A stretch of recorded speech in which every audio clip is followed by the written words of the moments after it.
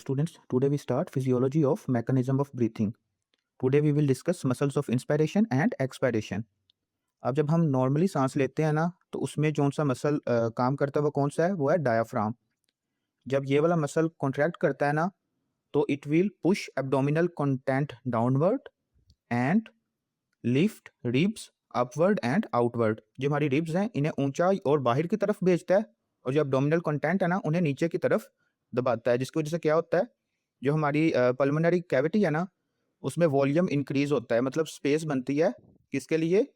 Inspiration के लिए, air के लिए।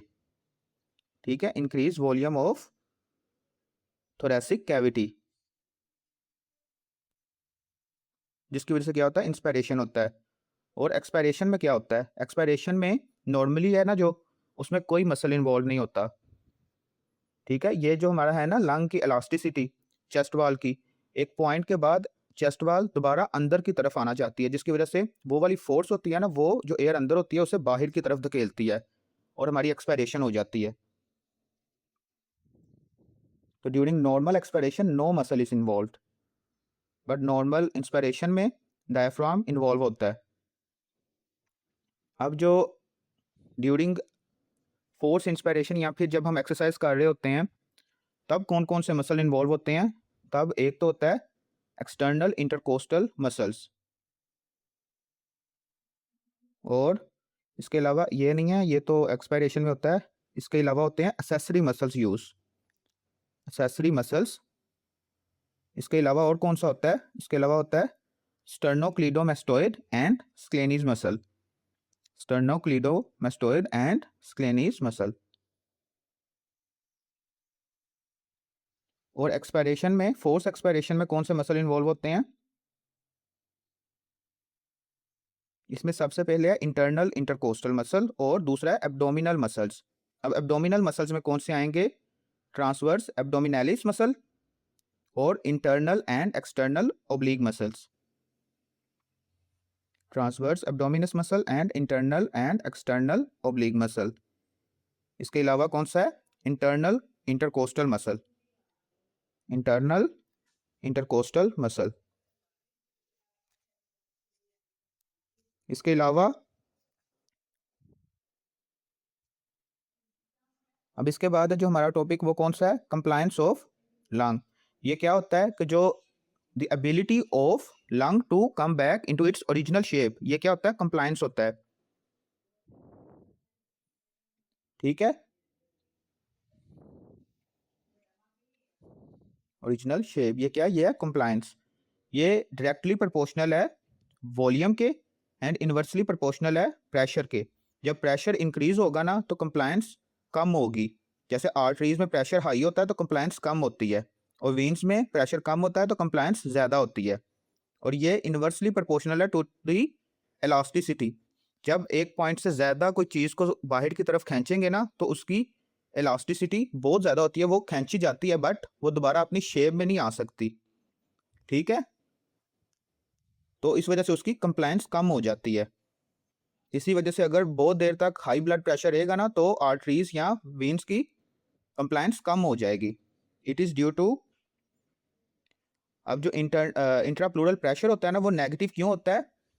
इसी वजह से होता है कि वो लंग को अंदर को कोलैप्स नहीं होने देता और चेस्ट वाल को मैक्सिमम, मतलब जो उसकी एक लेवल तक वो एक्सपेंड हो सकता है ना, उसके बाहर एक्सपेंड नहीं होने देता, और इस तरह ये कंप्लायंस को मेंटेन करता है। अब उसके बाद जो हमारा नेक्स्ट टॉपिक है वो कौन सा है? वो है सरफेस टेंशन। सरफेस टेंशन क्या है? ये एक फोर्स है जो लिक्विड मॉलिक्यूल्स के इंटरेक्शन की वजह से होती है। जब लिक्विड मॉलिक्यूल्स एक दूसरे को अट्रैक्ट करते हैं ना, अट्रैक्शन की वजह से होती है। एल्वियोलाई में कौन से होते हैं? वाटर मॉलिक्यूल्स होते हैं ना, लिक्विड मॉलिक्यूल्स होते हैं। जब ये आपस में अट्रैक्ट होंगे ना उसकी वजह से जो फोर्स जनरेट होगी उसे हम क्या कहेंगे? Surface tension. अब ये जो पहली पिक्चर है इसमें ये कौन सी है? लार्ज एल्वियोलाई की, दूसरी स्मॉल की, और तीसरी में सरफेक्टेंट कंटेनिंग एल्वियोलाई। अब लार्ज में क्या होगा? ये वाटर मॉलिक्यूल्स होंगे बट ये दूर दूर होंगे, इनकी वजह से जो फोर्स ऑफ अट्रैक्शन होगी ना, अट्रैक्टिव फोर्स होगी, वो कम जनरेट होगी, सरफेस टेंशन इसमें कम होगा, तो इनकी जो टेंडेंसी होगी ना कोलैप्स करने की वो कम होगी। ये अंदर की तरफ फोर्स लगाते हैं ना तो ये कोलैप्स हो सकता है, बट इसमें सरफेस एरिया ज़्यादा है, रेडियस ज़्यादा है, लार्ज एल्वियोलाई है, तो इनकी जो फोर्स ऑफ अट्रैक्शन होगी वो कम होगी। इस वजह से जो टेंडेंसी टू कोलैप्स है ना इनकी लार्ज एल्वियोलाई की कम होगी। उसके बाद है स्मॉल एल्वियोलाई। इसमें ये होता है रेडियस कम होता है और इसमें अगर हम डिस्टेंस देखें तो कम हो जाता है ना, फोर्स ऑफ अट्रैक्शन ज़्यादा होगी, इसमें प्रेशर ज़्यादा होगा, जिसकी वजह से सरफेस टेंशन ज़्यादा होगा और जो टेंडेंसी टू कोलैप्स एल्वियोलाई है वो बढ़ जाएगी। उसके बाद है एंड पे सरफेक्टेंट। सरफेक्टेंट का क्या रोल होता है? ये जो लिक्विड मॉलिक्यूल्स के दरमियान फोर्स होती है ना, ये उसे डिस्ट्रीब्यूट कर देता है, बांट देता है, जिसकी वजह से जो टोटल फोर्स या प्रेशर होता है ना वो कम हो जाता है। बट इसका देखें रेडियस सेम है, रेडियस इसके स्मॉल एल्वियोलाई के सेम है, बट सरफेक्टेंट की वजह से जो इंटरमोलिक्यूलर फोर्स है ना वो कम हो जाती है। इस वजह से सरफेक्टेंट जिस एल्वियोलाई में होगा ना उसकी भी जो कोलैप्स करने की टेंडेंसी है वो कम हो जाएगी। ये क्या हो गया हमारा सरफेस टेंशन का टॉपिक। अब इसके बाद है relationship between pressure, air flow and resistance. अब एयर फ्लो है वो किस पे डिपेंड करेगा? एयर फ्लो, जो एयर हम अंदर अपनी लंग फील्ड में लेके जा रहे हैं वो डायरेक्टली प्रोपोर्शनल है प्रेशर के एंड इनवर्सली प्रोपोर्शनल है रेजिस्टेंस के।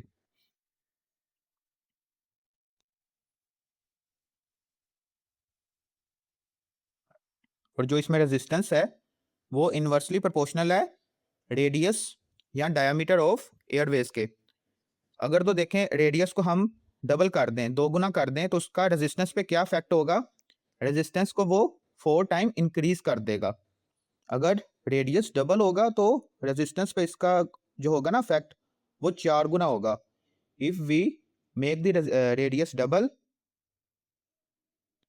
देन रेजिस्टेंस विल इंक्रीज और resistance will decrease because it is inversely proportional now. Resistance will decrease 4 times. That's why जो मिड साइज की जो होंगी ना ब्रोंकाई, इनका क्रॉस सेक्शनल एरिया कम होता है, इस वजह से इनमें जो रेजिस्टेंस होगी वो ज़्यादा होगी, क्योंकि इनका रेडियस और क्रॉस सेक्शनल एरिया है ना, वो टोटल जो क्रॉस सेक्शनल एरिया वो कम होगा। और जो ब्रोंकियोल्स हैं और एल्वियोलाई हैं उनका क्रॉस सेक्शनल एरिया जैसे पैरेलल सर्किट है ना उसमें रेजिस्टेंस कम होती है बनिस्बत सीरीज सर्किट के, तो आगे इनकी डिवीजन्स बहुत हो जाती हैं, इस वजह से इसमें रेजिस्टेंस कम होगी ब्रोंकियोल्स और एल्वियोलाई में, बट ब्रोंकाई में ज़्यादा होगी। ये हो गया हमारा resistance, air flow and pressure का टॉपिक।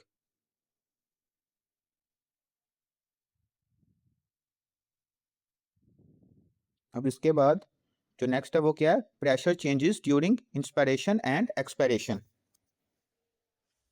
अब इसमें जो ये इनर प्रेशर है ना चेस्ट वाल मतलब लंग्स के अंदर का प्रेशर, इससे हम क्या कहेंगे? Intra pulmonary pressure. ये इज इक्वल टू है 760 मिलीमीटर ऑफ मर्करी। और ये जो बाहर वाला है ना वो कौन सा? Atmospheric pressure. जो बाहर का प्रेशर है वो कितना है? Is equal to pulmonary pressure के होता है, वो भी 760 होता है। So intra pulmonary pressure is equal to atmospheric pressure, 760 is equal to 760।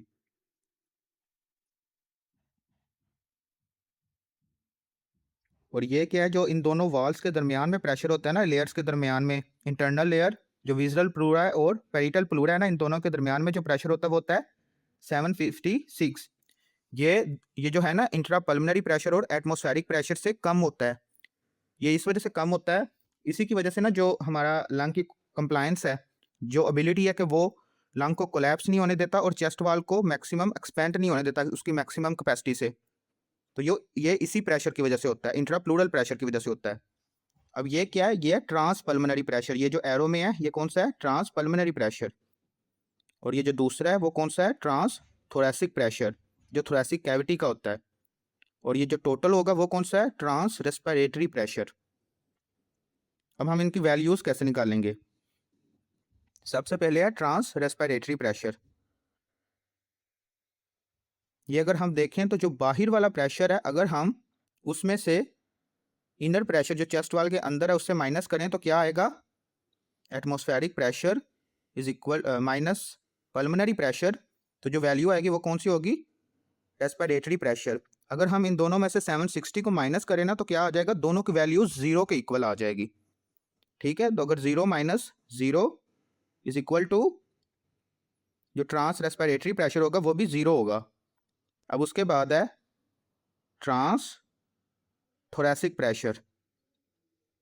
ये किसके इक्वल होगा, ट्रांस थोरैसिक प्रेशर होगा अगर हम एटमॉस्फेरिक प्रेशर में से इंट्रा पल्मोनरी प्रेशर निकाल दें तो।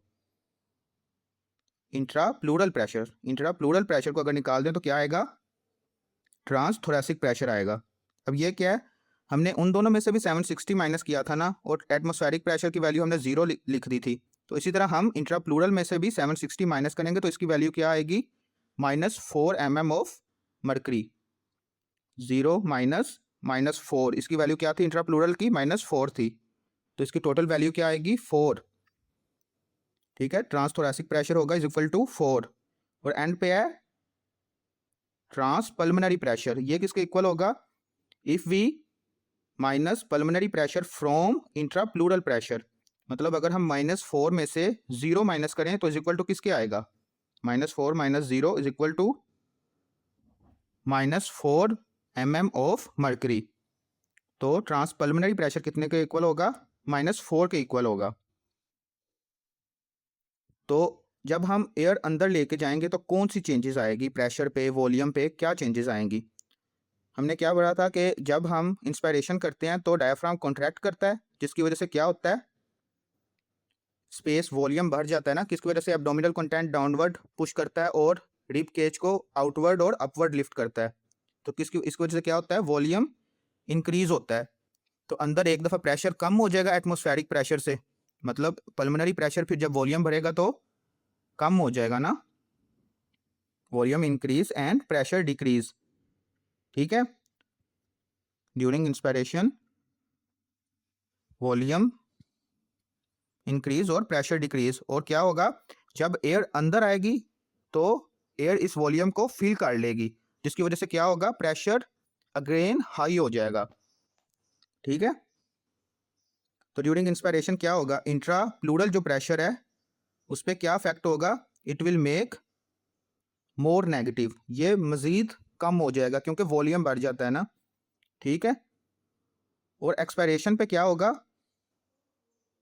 एक्सपायरेशन पे क्या होगा, जब हम ये देखें ना, जब एयर अंदर आई है, जब हम एक गैस सिलेंडर में एयर या फिर गैस भर देते हैं तो उसका प्रेशर अगेन हाई हो जाता है ना, और वो इतना हाई हो जाता है कि उसके अंदर वाला जो प्रेशर है वो बाहर वाले प्रेशर से भी ज़्यादा हो जाता है। इसी वजह से जब हम उसे दबाते हैं तो एयर बाहर फ्लो करती है। इसी तरह सेम एक्सपायरेशन में होता है कि बाहर वाला जो प्रेशर है ना वो कम हो जाएगा, हमारे लंग फील्ड में जो प्रेशर है वो बढ़ जाएगा, जिसकी वजह से without any involvement of muscle we do expiration, क्योंकि अंदर प्रेशर ज़्यादा है तो डिफ्यूजन के ज़रिए ना from the area of high concentration to the area of low concentration, तो जो अंदर वाला प्रेशर है वो ज़्यादा है तो वो एटमॉस्फेरिक प्रेशर कम है, इसी वजह से एयर अंदर से बाहर आ जाएगी, एक्सपायरेशन हो जाएगी। ठीक है, और intrapleural pressure will make again positive, मतलब वो दोबारा -8 से -4 पे चला जाएगा। ये था concept of pressure changes during inspiration and expiration. अब उसके बाद है हमारा जो सेंट्रल नर्वस सिस्टम है वो ब्रीथिंग को कैसे कंट्रोल करता है, कौन से फैक्टर हैं जो ब्रीथिंग को कंट्रोल करते हैं। तो उसमें एक है मेडुला, दूसरा है पोन्स, और एंड पे है सेरिब्रल कॉर्टेक्स। जो सेंट्रल नर्वस सिस्टम में कौन से ऑर्गन्स हैं, कौन से पार्ट हैं, वो ये 3 पार्ट हैं। अब उसमें ये जो हमें ये नीचे नज़र आ रहा है ये कौन सा है, ये मेडुला है, ऊपर वाला पोन्स है, ये पोन्स है, नीचे वाला क्या था, मेडुला। अब इसमें ये जो हमें स्ट्रक्चर्स नज़र आ रही हैं, ये जो ग्रीन में है वो क्या है, अब हम वो देखते हैं। ये जो बैक साइड पे है, बैक साइड पे क्या होगी, डोर्सल, डोर्सल रेस्पिरेटरी सेंटर। इसका क्या काम होता है, it will stimulate inspiration, it will stimulate inspiration. और ये जो आगे वाला ये क्या है, वेंट्रल, फ्रंट में एंटीरियर में कौन से ऑर्गन्स होते हैं, वेंट्रल पार्ट होते हैं ना, तो इसका क्या फंक्शन है, एक्सपायरेशन।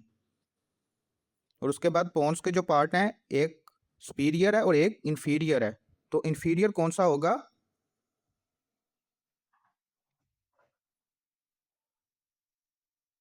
एनियोस्टिक सेंटर। ये क्या करता है, ये इंस्पायरेशन मतलब डोर्सल रेस्पिरेटरी सेंटर है ना, उसे स्टिमुलेट करता है, इंस्पायरेशन को स्टिमुलेट करता है, इंक्रीज करता है। और उसके बाद जो दूसरा है वो कौन सा है, वो है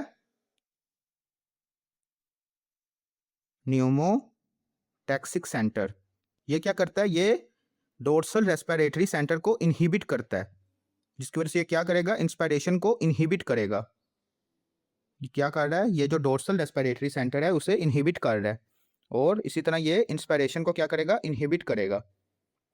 उसके बाद जो सेरेब्रल कॉर्टेक्स है, जो हम खुद सांस रोक सकते हैं या फिर तेजी से लेने लग जाते हैं, ये वॉलेंट्री कंट्रोल है, जो हमारे खुद के कंट्रोल में है, ये उसमें हेल्प करता है। अब उसके बाद है कि कौन सी चीज़ें हैं जो हमारे ब्रीथिंग रेट को इंक्रीज करेंगी, मतलब ब्रेन तक सिग्नल पहुंचेगा, कैसे पहुंचेगा, ब्लड के जरिए पहुंचेगा ना, तो वो कैसे पहुंचेगा, एक तो है उसमें जो मेडुला है ना, उधर पहुंचेगा, मेडुला को स्टिमुलेट करना है क्योंकि वो ही इंस्पायरेशन एंड एक्सपायरेशन करवा रहा है ना। और कैसे पहुंचेगा, एओर्टिक आर्च में कुछ रिसेप्टर्स होते हैं और दूसरे कहाँ होते हैं, जो हमारी कैरोटिड जहाँ से बाइफरकेट कर रही है, जहाँ से 2 पार्ट में डिवाइड हो रही है ना, आगे 2 फर्दर आर्टरीज में डिवाइड हो रही है, वहाँ रिसेप्टर्स होंगे।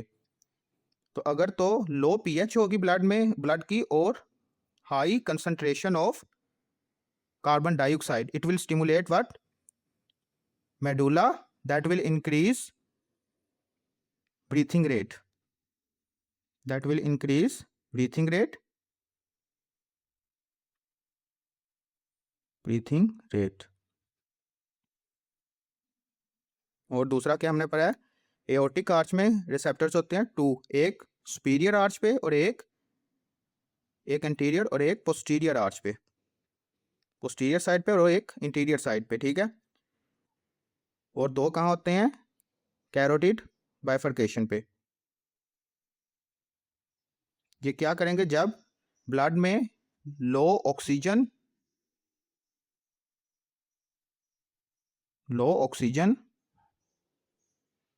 And low pH and high carbon dioxide होगी, low pH, low oxygen and high carbon dioxide होगी, तो ये क्या करेंगे, ये मेडुलरी सेंटर को स्टिमुलेट करेंगे, that will increase breathing rate, it will stimulate that receptor that will stimulate medulla, and at the end medulla will do what, increase breathing rate। ये हो गया हमारा कीमो रिसेप्टर्स का पोर्शन।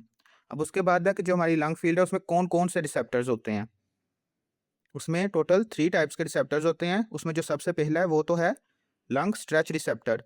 ये क्या करता है, ये डिस्टेंशन ऑफ लंग्स, इसका क्या फंक्शन होता है, डिस्टेंशन ऑफ लंग्स। और उसके बाद जो दूसरा है वो कौन सा है, दूसरा है हमारा इरिटेंट रिसेप्टर। अगर कोई डस्ट या फिर पोलन या कोई एलर्जन आ गया हमारी बॉडी में, तो तब ये स्टिमुलेट होगा, स्टिमुलेटेड बाय डस्ट, और ये क्या करेगा, it will increase cough reflex, खांसी करवाएगा। और ये कहाँ प्रेजेंट होता है, present between airways epithelial cells. और उसके बाद जो लास्ट वन है वो कौन सा है, जॉइंट्स एंड मसल रिसेप्टर। ये तब वर्क करता है या तब स्टिमुलेट होता है जब हम एक्सरसाइज करते हैं, तब जब हमारी बॉडी को ऑक्सीजन की ज़रूरत होती है तब ये स्टिमुलेट होता है एक्सरसाइज के दौरान, और it will increase breathing rate.